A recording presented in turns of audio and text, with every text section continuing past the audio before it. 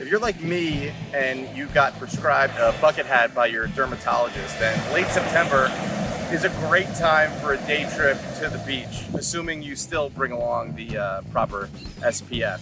You have to zig when other people are zagging. That way you don't get caught up in the general chaos and destruction of senior week and spring break. You really have to avoid young people having fun at all costs. They can be really stressful.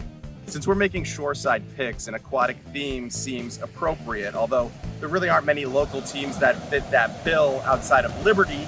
But nobody really roots for Hurricanes while they're at the beach, especially considering current events this week. But let's just put Liberty's name aside and remember that the Hurricanes' sole win last season came against East Stroudsburg South, and they'll do it again.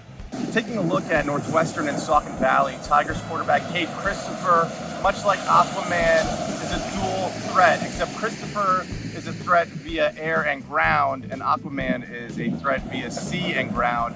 I assume, I never really watched those movies because Jason Momoa is so intimidating. Anyway, Northwestern wins. In Jersey, Northwestern takes on unbeaten Colonia. Lions tailback Kente Edwards is a dynamic athlete.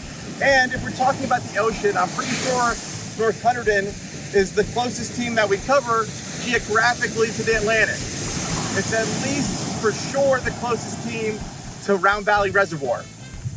That's good enough for me.